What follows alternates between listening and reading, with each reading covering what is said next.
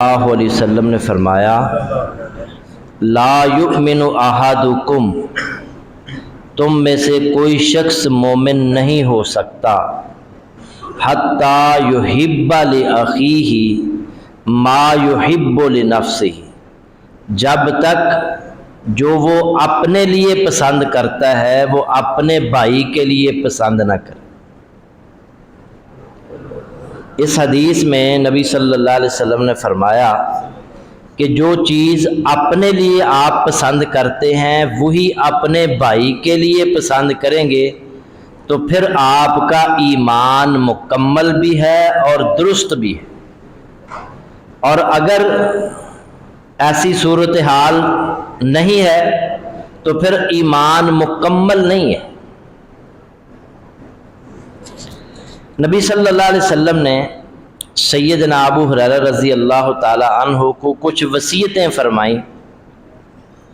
उनमें से एक वसीयत ये भी थी, अबू हुरैरा व अहिब्बा लिन्नास मा तुहिब्बु लिनफ्सिका तकुन मुस्लिमन।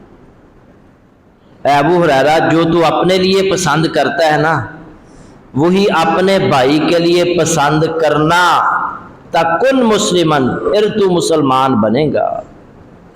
यानी हकीकी मुसलमान बनने का यही तरीका है कि जो अपने लिए इंसान पसंद करता है वही अपने भाई के लिए पसंद। सैयदना अब्दुल्लाह बिन उमर रज़ी अल्लाह ताला अन्हु बयान करते हैं कि रसूलुल्लाह सल्लल्लाहु अलैहि वसल्लम ने फरमाया, जो शख्स ये पसंद करता है कि उसे जहन्नम से छुटकारा मिल जाए और जन्नत का दाखला उसे नसीब हो जाए, उसे चाहिए कि उसे इस हालत में मौत आए कि वो अल्लाह पर ईमान रखता हो और क़यामत के दिन पर भी कामल ईमान रखता हो, और जो अपने लिए पसंद करता है वही अपने भाई के लिए पसंद करता हो, तो फिर जहन्नम से छुटकारा मिल जाएगा और जन्नत का दाखला नसीब हो जाएगा। एक सहाबी हैं यजीद बिन असद रज़ी अल्लाह ताला अन्हु। अल्लाह के नबी सल्लल्लाहु अलैहि वसल्लम एक दिन उन्हें कहते हैं, आतुहिब्बुल जन्ना, क्या तुम जन्नत चाहते हो? वो कहते हैं, क्यों नहीं ए अल्लाह के नबी, मैं जन्नत चाहता हूँ।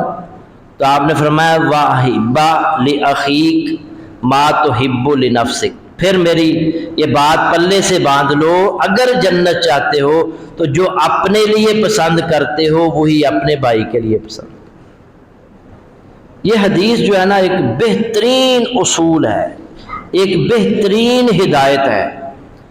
मैं कहा करता हूँ कि अगर हम इस हदीस पर अमल शुरू कर दें तो हमारा मुआशरा बेहतरीन मुआशरा बन जाए। अगर हर शख्स ये सोचना शुरू कर दे कि जो मैं अपने लिए पसंद करता हूँ वही अपने भाई के लिए पसंद करूँ, तो फिर हालात कितने बेहतर से बेहतर होते चले जाएं। लेकिन मैं पसंद करता हूँ कि लोग मेरी इज्जत करें, तो मुझे भी दूसरों की इज्जत करनी चाहिए। मैं पसंद करता हूँ कि लोग मेरी तारीफ़ें करें, मुझे भी दूसरों की तारीफ़ें करनी चाहिए। मैं पसंद करता हूँ कि कोई मुझे कोई नुकसान ना पहुँचाए, मुझे भी किसी को नुकसान नहीं पहुँचाना चाहिए। मैं पसंद करता हूँ कि कोई मुझे धोखा ना दे, मुझे भी किसी को धोखा नहीं देना चाहिए। तो अगर ये उसूल अपना लें, जो इंसान अपने लिए पसंद करता है वही अपने भाई के लिए पसंद करेगा, तो फिर मुआशरा बेहतरी की तरफ जाएगा। हमारे मुआशरे के अंदर बल्कि पूरी दुनिया में ये उसूल राइज है कि हर शख्स अपने हकूक़ की जंग लड़ रहा है। हर शख्स, हर इदारा, हर महकमा वो कहते हैं जी हमारा ये हक है, ये हमें मिलना चाहिए। पूरी दुनिया में आपको कोई ऐसी तहरीक नहीं मिलेगी जिसका माटो ये हो कि हमारी ये जिम्मेदारियां हैं। एक हर महकमा, पुलिस का महकमा देख लें, क्लर्कों का महकमा देख लें, उस्तादों का महकमा देख लें, डॉक्टरों का देख लें, हर बंदा उनकी यूनियंस बनी हुई कि हमारा ये हक है, ये हमें मिलना चाहिए। لیکن آپ کو پوری دنیا میں کوئی ایسی تحریک نہیں ملے گی جس کی جو یہ لوگوں کے اندر شعور بیدار کرے کہ ہماری یہ ذمہ داری ہے۔ اللہ کے نبی صلی اللہ علیہ وسلم نے صحابہ کی یہ سوچ و فکر بنائی تھی، ان کی تربیت اس طرح کی تھی کہ ہم نے یہ ذمہ داری پوری کرنی ہے، ہمارے ذمے فلاں کا یہ حق ہے، ہم نے وہ حق ادا کرنا ہے۔ جب یہ سوچ ہوگی تو پھر معاشرے کے اندر تبدیلی آتی ہے، انقلاب آتا ہے، اور اللہ کے نبی صلی اللہ علیہ وسلم کے زمانے کے اندر اور بعد میں بھی صحابہ نے واقعتاً جو تبدیلی آئی تھی اس نے معاشرے کو نکھار کے رکھ دیا، ایک بہترین معاشرہ بنا۔ وجہ یہ تھی کہ وہ اپنی ذمہ داریوں پر نظر رکھتے تھے، اپنے حقوق پر نہیں۔ میرے ذمے جو دوسروں کے حقوق بنتے ہیں میں وہ ادا کروں۔ جب ہر شخص یہ سوچنا شروع کر دے کہ میری یہ ذمہ داری ہے، میں نے یہ ذمہ داری ادا کرنی ہے، میرے ذمے فلاں کا یہ حق بنتا ہے، میں نے اس کا یہ حق ادا کرنا ہے، ہر شخص یہ سوچنا شروع کر دے تو پھر معاشرے کے اندر تبدیلی آتی ہے، پھر معاشرے کے اندر انقلاب آتا ہے۔ اللہ کے نبی صلی اللہ علیہ وسلم نے صحابہ کا معاشرہ ایسا ہی بنا دیا۔ جنگ یرموک کا بہترین واقعہ ہے، ایک صحابی شدید زخمی ہے اور قریب المرگ ہے۔ ایک صحابی دوسرے صحابی جو ان کے رشتہ دار لگتے تھے وہ پانی کا ایک مشکیزہ لے کر آئے تاکہ اپنے اس بھائی کو پلایا جا سکے۔ جب اسے پانی پلانے لگے نا تو ایک اور آواز آئی، پیاس، العطش، پیاس پیاس۔ اب یہ جو شدید زخمی ہے یہ کہتا ہے او بھائی پہلے میرے اس بھائی کو پلاؤ، مجھے چھوڑ دو، شدید زخمی ہے، قریب المرگ ہے، ضرورت بھی ہے، کہتا ہے پہلے میرے بھائی کو پلاؤ۔ اب وہ بھاگا بھاگا پانی کا مشکیزہ لے کر اس صحابی دوسرے صحابی کے پاس پہنچتا ہے جو شدید زخمی ہے۔ جب اسے پانی پلانے لگتا ہے نا تو ایک اور آواز آتی ہے، پیاس پیاس پیاس۔ اب یہ بھی دیکھیں اسی طرح کا یہ نہیں ہے کہ وہ اور خیالات رکھتا ہے، اس کی کچھ اور خیالات ہیں، اس کا کچھ اور عمل ہے، اس کا کچھ اور عمل ہے۔ یہ بھی فوراً کہتا ہے بھائی مجھے چھوڑو، پہلے میرے بھائی کو پہلے اس کو دیکھو۔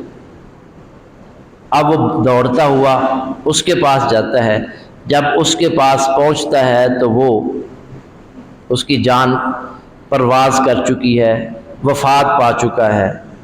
بھاگا بھاگا دوسرے کے پاس آتا ہے، وہ بھی اللہ کے پاس جا چکا ہے، پھر دوڑتا ہوا پہلے کے پاس آتا ہے، وہ بھی اللہ کے پاس جا چکا۔ اندازہ کریں صحابہ کرام یہ سوچتے تھے میرا بھائی مجھ سے زیادہ ضرورت مند ہے، مجھ سے زیادہ اس کو ضرورت ہے، یہ سوچ کر وہ اگلے کے پاس بھیج دیتے تھے۔ ایک صحابی کے گھر کسی نے سری بھیجی، بکرے کی سری۔ اب ان کے گھر سری آئی نا تو گھر والے بیٹھ کر سوچنے لگے کہ فلاں ہمارا جو بھائی ہے نا وہ ہم سے زیادہ ضرورت مند ہے، تو کیوں نہ ہم یہ سری اس کے گھر بھیج دیں۔ گھر والوں نے کہا ٹھیک ہے جی، ان کے گھر بھیج دی گئی۔ جب ان کے گھر سری پہنچی نا وہ بھی سوچنے لگے کہ ہمارے محلے میں کون ہم سے زیادہ ضرورت مند ہے۔ ان کو ایک گھر نظر آیا کہ وہ ہم سے بھی زیادہ ضرورت مند ہیں، تو وہ سری انہوں نے ان کے گھر میں بھیج دی۔ اب وہ بھی سوچنے لگے کہ ہمارے محلے میں کوئی ہم سے بھی زیادہ کوئی ضرورت مند غریب ہے، انہوں نے اگلے گھر میں بھیج دی۔ 7 گھروں سے ہوتی ہوئی سری پھر اسی کے گھر میں پہنچی جس گھر سے شروع ہوئی تھی۔ اندازہ کریں ہر صحابی ایک جیسا، ہر صحابی ایک جیسا، کہ ہر بندہ یہ سوچتا ہے کہ پہلا وہ میرا بھائی جو ہے نا وہ ضرورت مند ہے۔ وَيُؤْثِرُونَ عَلَىٰ أَنفُسِهِمْ وَلَوْ كَانَ بِهِمْ خَصَاصَةٌ، وہ خود حاجت مند ہیں، خود ضرورت مند ہیں، خود بھوکے ہیں۔ واقعہ سنایا تھا نا آپ کو، ایک صحابی اللہ کے نبی صلی اللہ علیہ وسلم کے مہمان کو گھر لے کر گئے اور بیوی سے کہا کہ یہ مہمان ہے، اللہ کے نبی کا مہمان ہے، اس کو کھانا کھلانا ہے۔ بیوی کہتی ہے آج کھانا تو صرف بچوں کے لیے تھا. اس نے کہا بچوں کو بھوکا سلا دے. بچوں کو پیار کر کے بھوکا سلا دیا. اندازہ کرے ماں اور باپ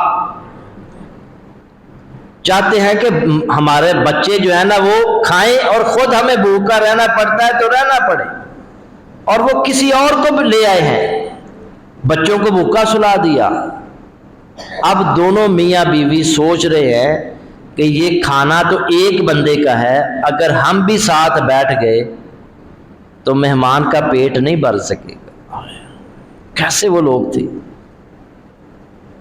اس کا پیٹ نہیں بھرے گا تو کیا کریں کہ سارا کھانا مہمان کھا جائے.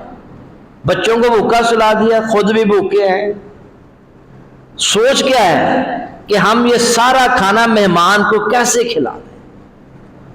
چنانچہ ایک ترکیب انہوں نے سوچی کہ رات کا وقت ہے, جو لالٹین ہے, جو دیا ہے, اس کو بجھا دیں گے, اندھیرا ہو جائے گا, ہم مہمان کے ساتھ بیٹھ جائیں گے, کھانا مہمان کھاتا چلے جائے گا, ہم جو ہے نا قریب بیٹھ کر یہ ظاہر کریں گے کہ ہم بھی کھا رہے ہیں لیکن کھائیں گے نہیں. انہوں نے ایسے کیا. بیوی نے وہ دیا بجھا دیا, اندھیرا ہو گیا ہے, مہمان کھا رہا ہے, وہ بھی ساتھ یہ ظاہر کر رہے ہیں کہ ہم کھا رہے ہیں لیکن کھا نہیں رہے. اگلے دن فجر کے وقت اللہ کے نبی صلی اللہ علیہ وسلم اس صحابی ابو طلحہ انصاری رضی اللہ تعالیٰ عنہ کو دیکھ کر مسکرا پڑے. فرمایا اللہ جو تم نے رات مہمان نوازی کی ہے نا, وہ مہمان نوازی پر اللہ آسمانوں پر بیٹھا مسکرا رہا. اور اللہ نے قرآن کی آیت نازل فرما دی ہے وَيُؤْثِرُونَ عَلَىٰ أَنفُسِهِمْ وَلَوْ كَانَ بِهِمْ خَصَاصَةٌ. خود بھوکے ہیں, بچوں کو بھوکا سلا دیا, مگر اپنی بھوک پر دوسروں کی بھوک کو ترجیح دی, اپنی ضرورت پر دوسروں کی ضرورت کو ترجیح دی. یہ ایسے لوگ جب تک تیار نہیں ہوں گے معاشرے کے اندر تبدیلی نہیں آئے گی, معاشرہ نہیں بدلے گا. ایسے افراد کو بنانے کی ضرورت ہے. میرے بھائیوں, رمضان کا مہینہ ہے اور آخری ایام ہیں, کم از کم ہمیں تو ایسا بن جانا چاہیے نا, ہم مسلمان ہیں, ہمیں اپنے بھائیوں کا خیال رکھنا ہوگا, ہمیں اپنے بھائیوں کے ساتھ محبت کرنی ہوگی. جو اپنے لیے ہم پسند کرتے ہیں وہی اپنے بھائیوں کے لیے پسند کریں گے تو پھر معاشرہ بدلے گا, پھر پاکستان کے اندر بھی تبدیلی آئے گی اور دیگر علاقوں کے اندر بھی تبدیلی آئے گی, ہمارے گھروں کے اندر بھی تبدیلی آئے گی. اللہ مجھے اور آپ کو اس پر عمل کی توفیق عطا فرمائے. وآخر دعوانا الحمد للہ رب العالمین.